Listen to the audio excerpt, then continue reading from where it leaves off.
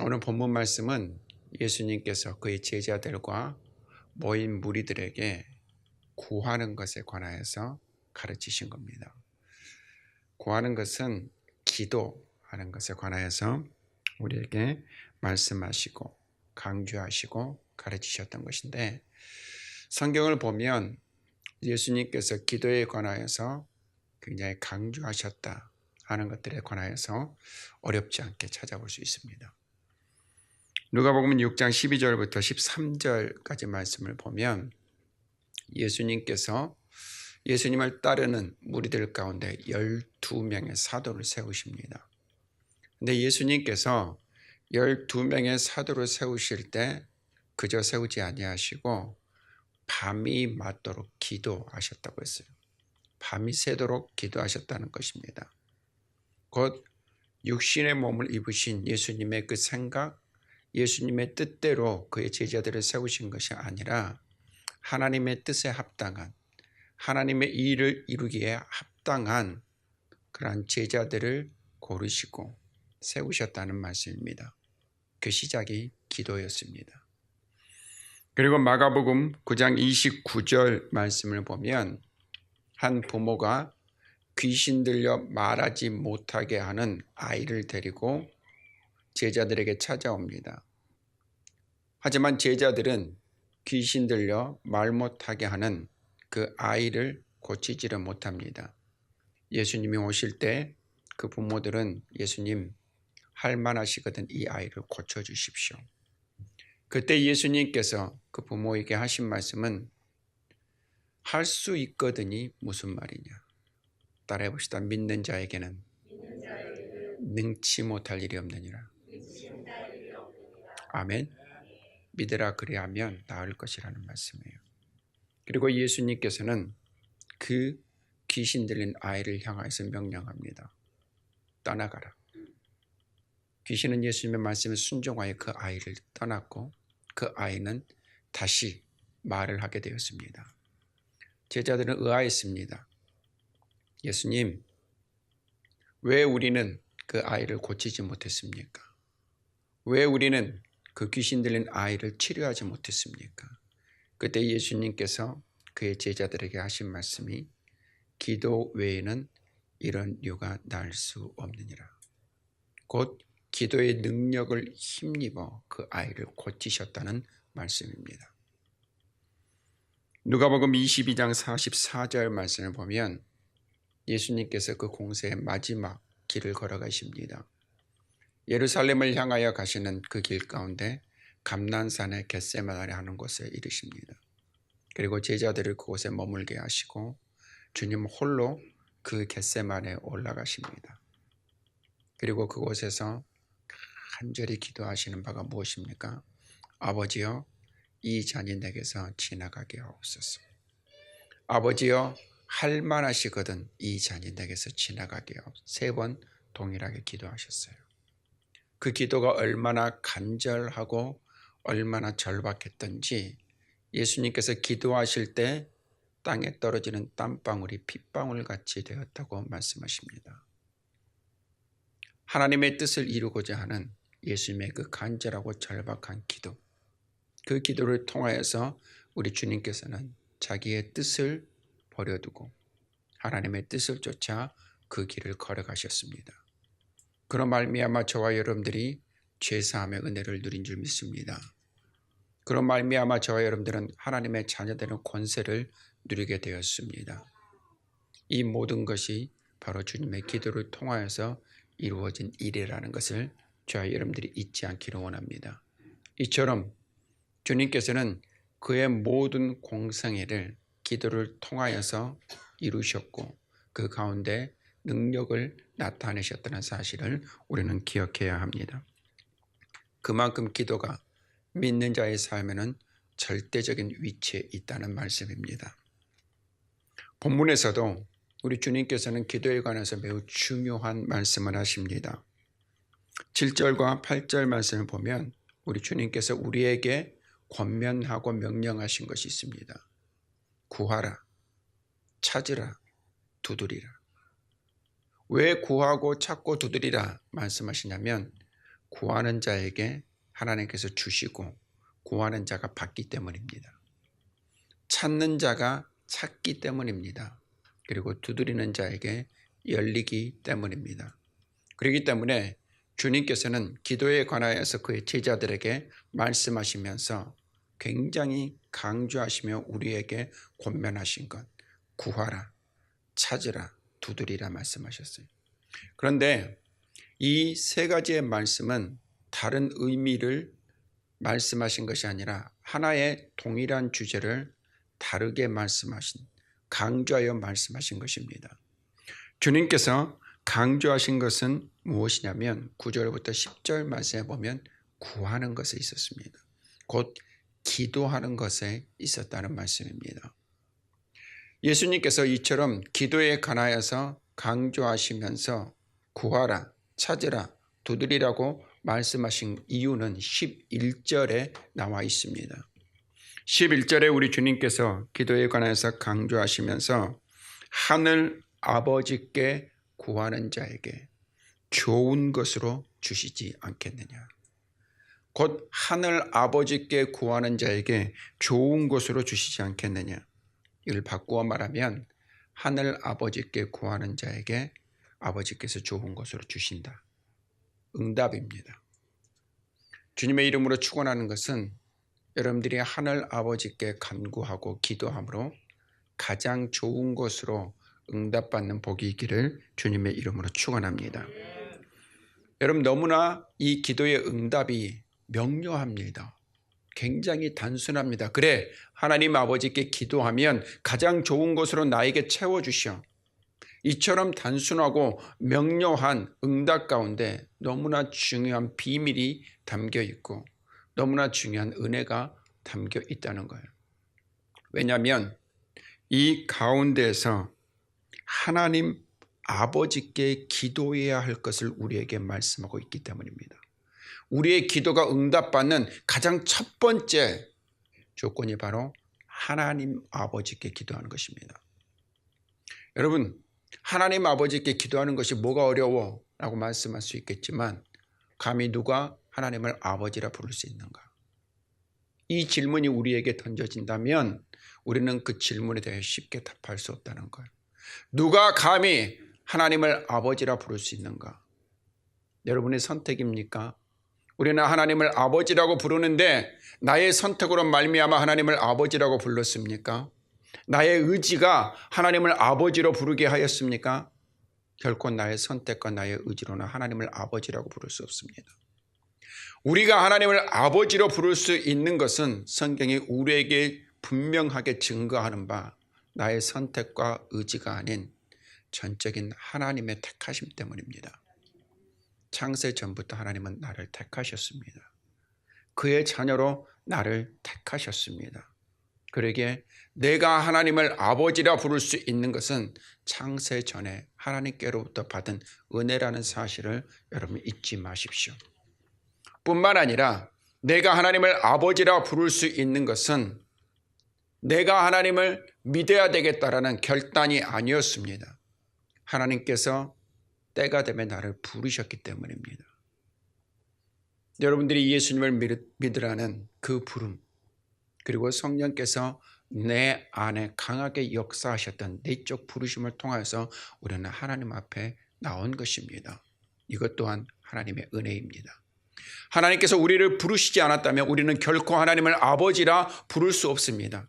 하지만 하나님께서 나를 부르셨기에, 은혜 가운데 부르셨기에 우리는 하나님을 아버지라 부르는 자가 되었습니다. 하나님께서 나를 부르시고 베푸신 은혜가 무엇입니까? 예수 그리스도를 믿게 하셨습니다.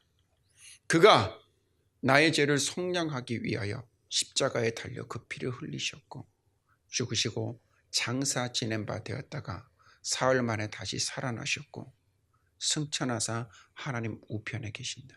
이 사실을 믿는 것입니다. 예수는 그리스도이시여 살아계신 하나님의 아들이신 것을 우리로 믿게 하셨습니다. 그리고 그 믿는 자마다 하나님의 자녀되는 권세를 우리에게 허락하셨습니다. 그 믿음을 우리에게 주셨기에 예수 그리스도에 관한 믿음을 우리에게 주셨기에 우리는 하나님을 아버지라 부르게 되었습니다. 그리고 우리는 하나님 아버지께 기도하는 자녀의 특권을 누리고 있다는 사실을 잊지 않아야 합니다. 우리가 하나님께 응답받는 기도를 하기를 원하신다면 가장 먼저 기억하십시오. 하나님 아버지께 기도해야 됩니다. 우리가 하나님의 자녀된 그 권세와 특권을 가지고 하나님 아버지께 기도하는 저와 여러분이 되기를 주님의 이름으로 축원합니다. 두 번째, 우리의 기도의 응답은 따라해 봅시다. 예수 그리스도의 이름으로 기도하라. 아멘. 우리의 기도는 예수 그리스도의 이름으로 기도해야 합니다. 왜 우리가 예수 그리스도의 이름으로 굳이 기도해야 합니까? 그 이유는 요한복음 16장 23절부터 24절에 있습니다. 우리 요한복음 16장 말씀으로 함께 가겠습니다.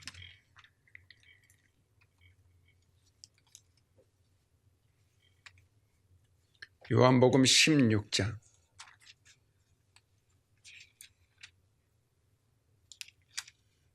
23절부터 24절, 신약 176페이지입니다. 함께 읽습니다. 그날에는 너희가 아무것도 내게 묻지 아니하리라.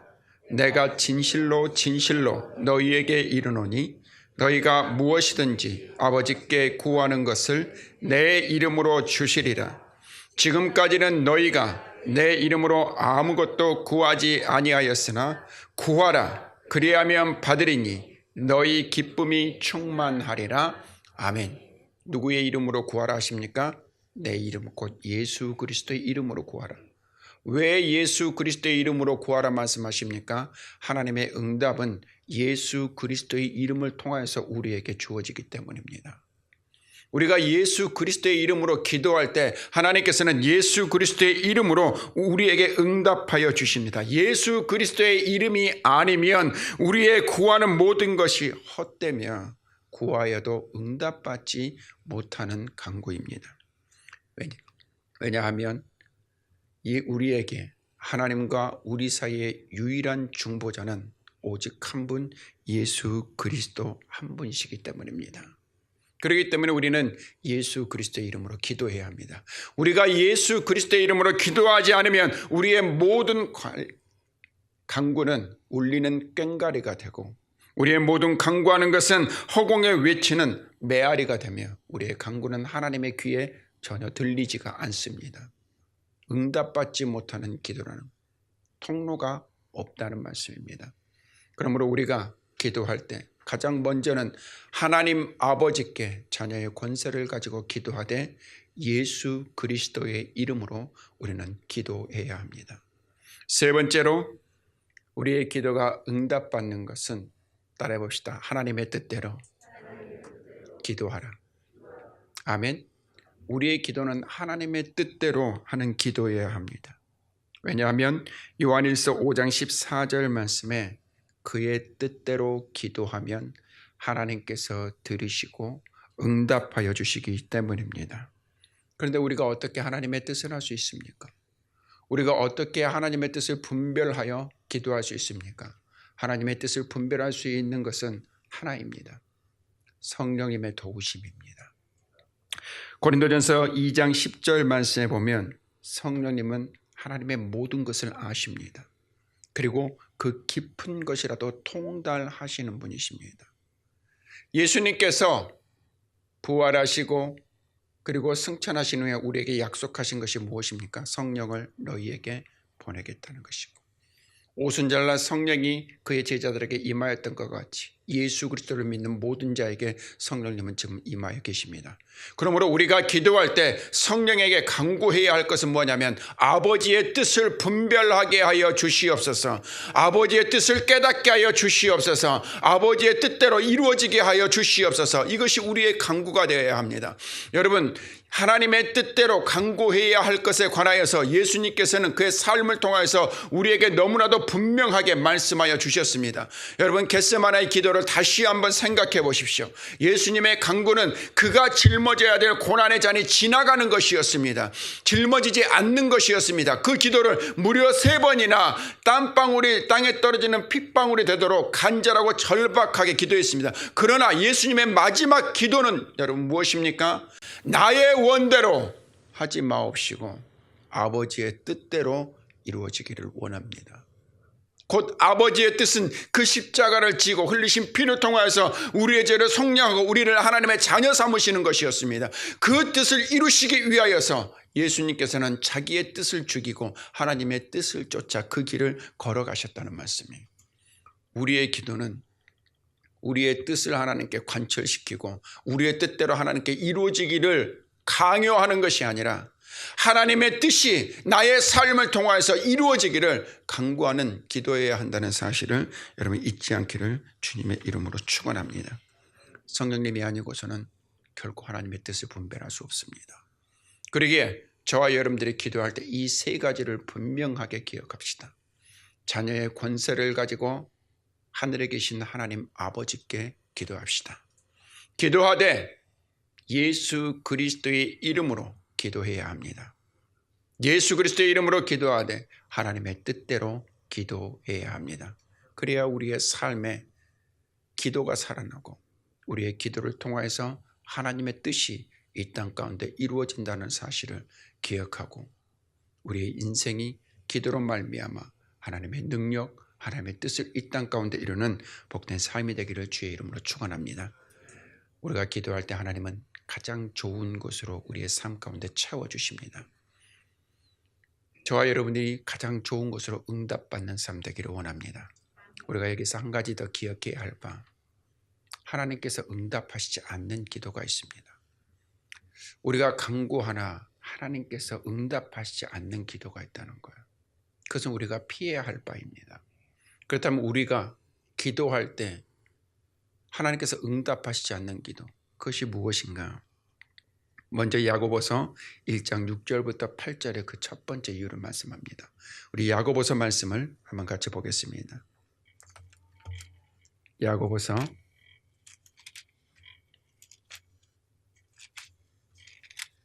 1장 6절부터 8절, 신약 371페이지 야고보서 1장 6절부터 8절입니다.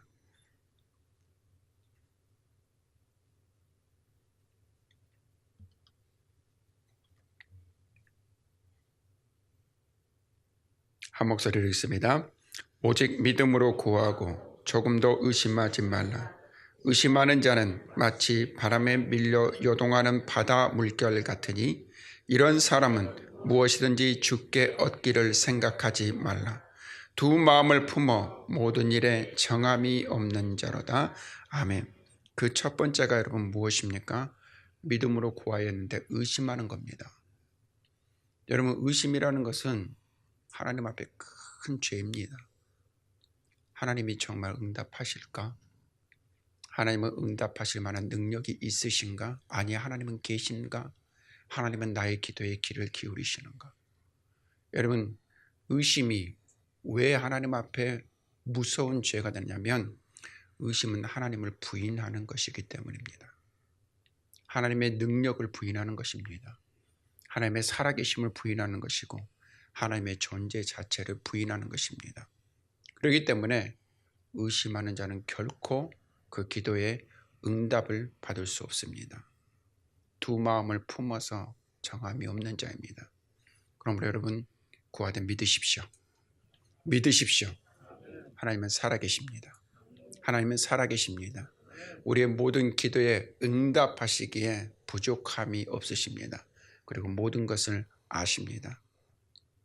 믿음으로 구하고 의심하는 것은 우리의 삶에 단 하나도 도움이 되지 않습니다. 두 번째로 우리에게 말씀하시는 바가 무엇이냐면 야고보서 4장 2절부터 3절에 있습니다. 몇 장 넘기시면 야고보서 4장 2절과 3절 한 목소리로 함께 읽습니다. 너희는 욕심을 내어도 얻지 못하며 살인하며 시기하여도 능히 취하지 못함으로 다투고 싸우는도다. 너희가 얻지 못함은 구하지 아니하기 때문이요 구하여도 받지 못함은 정욕으로 쓰려고 잘못 구하기 때문이라. 여기서는 두 가지를 말씀합니다. 첫 번째가 무엇입니까? 구하지 않기 때문에 받지 못하는 거다. 여기에는 우리가 하나님 앞에 반문할 수 있어요. 하나님, 내 모든 것들을 다 아시지 않습니까?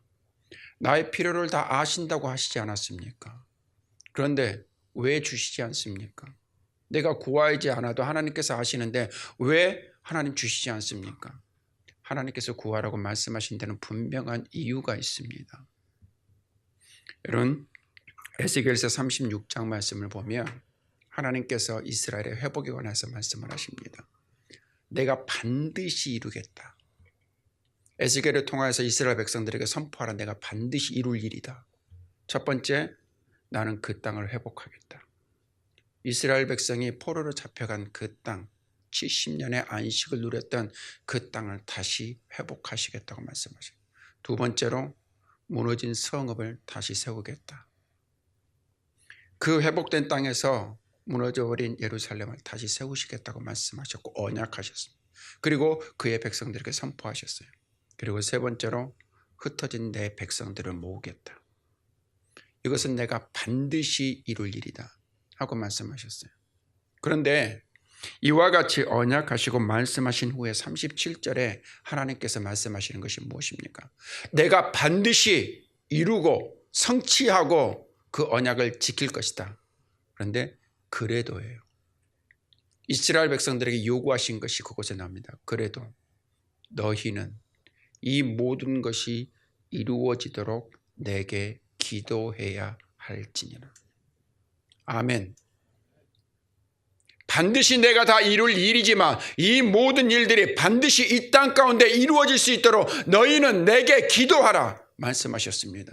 왜 주님께서는 이와 같이 내게 기도하라고 말씀하셨는가? 그 이유는 분명합니다. 이 땅을 회복하신 이가 하나님이시다. 이 성읍을 회복하신 이가 하나님이시다. 흩어져 있는 이스라엘 백성들을 다시 회복하시고 모으시는 이가 하나님이시다. 우리의 모든 일들을 이루시는 이가 하나님이신 것을 분명하게 그 믿음으로 고백하도록 하나님은 우리에게 기도하게 하셨습니다.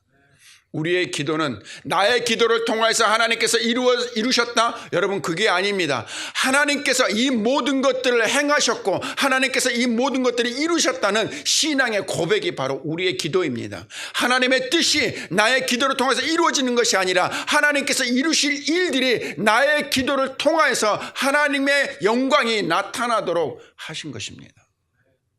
여러분, 그러므로 주님께서는 동일하게 지금도 우리에게 말씀하시는 바가 무엇입니까? 나는 다 알고 있다. 너의 필요를 다 알고 있다. 그래도 너희는 그 모든 것들이 이루어지도록 내게 기도해야 할지니라. 아멘. 기도해야 합니다. 구하지 않으면 받지 못합니다. 찾지 못합니다. 열리지 않습니다. 여러분, 기도하는 시간을 낭비하는 시간이라 여기지 마십시오. 기도하는 시간은 우리의 삶 가운데 가장 가치 있고 보람된 시간이라는 것을 여러분 잊지 않기를 주의 이름으로 축원합니다. 그리고 세 번째로 우리에게 말씀하는 바가 무엇입니까? 육체의 정욕대로 쓰려고 잘못 구하는 것이다. 여러분, 하나님은 죄는 그 모양이라도 싫어하세요. 우리에게 그 모양이라도 떠나라고 말씀하셨고 죄와 함께할 수 없는 것이 하나님의 거룩입니다. 그런데 육체의 정욕대로 쓴다는 것은 무엇을 쫓아 구하는 것입니까? 죄의 정욕을 쫓는 거예요. 우리의 옛사람을 만족시키기 위한 강구입니다. 그런데 어찌 하나님께서 죄의 욕심을 위하여 사용하고자 하는 그 강구에 응답하실 수 있겠습니까? 마치 우리는 기도할 때 우리 스스로를 속입니다. 하나님의 영광을 위하는 것처럼 그 뒤에는 나의 육체의 정욕이 감추어져 있습니다. 하나님의 일을 위하는 것처럼 구하지만 그 뒤에는 우리의 욕심이 감추어져 있습니다. 겉으로 우리는 나를 속이고 타인을 속일 수 있겠지만 하나님은 속지 않습니다. 하나님은 인생들을 살피시되 그 마음의 중심까지 살피시는 분이라는 것을 여러분 잊지 마십시오. 그러기에 하나님 앞에 정직하게 구하십시오. 하나님의 뜻대로 간구하지 않으면 우리는 죄의 욕심을 따라 구하는 자가 될 수밖에 없습니다. 그것이 우리의 인생입니다. 그렇기 때문에 하나님께서 우리에게 요구하시는 바, 강조하시는 바가 바로 그거예요. 나의 뜻을 따라 구하고 너의 욕심을 따라 구하지 말라. 그것은 하나님 응답하시잖아요. 그리고 마지막으로 한 가지 하나님께서 우리에게 말씀하시는 것이 뭡니까? 기다려라. 아직 때가 이르지 않았다는 거예요. 하나님 지금이에요. 지금 필요해요. 지금 내가 절박해요. 지금 아니면 그것이 나에게 소용이 없어요. 하지만 하나님의 때는 완전합니다. 하나님의 때는 완전합니다. 그 때가 이르면 하나님께서 우리에게 반드시 응답하십니다. 여러분 그때까지 포기하지 마십시오. 포기하지 마십시오. 그리고 하나님께서 우리에게 응답하실 때까지 기도의 끈을 놓지 마십시오. 쉬지 말고 기도하라. 그것은 바로 포기하지 말고 주께서 응답하실 때까지 주께 간구하라는 말씀입니다. 여러분 기도는 하나님의 자녀가 누리는 특권입니다. 특권입니다. 그 특권을 포기하지 마십시오. 그 능력을 포기하지 마십시오. 그 권세를 포기하지 마십시오. 이 시대가 아무리 기도의 소리가 사그러져가는 시대를 살아가고 있다 할지라도 나 한 사람의 기도가 살아나면 가정의 기도가 살아납니다. 나 한 사람의 기도가 살아나면 교회의 기도가 살아납니다. 나 한 사람의 기도가 살아나면 이 땅의 기도가 살아납니다. 이 땅 지금 이 시대에 누리는 그 모든 풍성함이 우리 믿음의 선조들의 낙타 무릎에 있었다는 것을 여러분 잊지 마십시오. 그 기도의 씨앗들이 열매를 맺고 그 아름다운 열매들을 저와 여러분들이 누리고 있다면 우리의 믿음의 후손들을 통하여서 지금 우리가 할 수 있는 것, 그것은 기도의 씨를 뿌리는 것입니다. 그 일에 우리가 게으르지 말고 우리의 무릎이 낙타 무릎이 되어 하나님 앞에 간구하는 저와 여러분의 삶이 되기를 주님의 이름으로 축원합니다.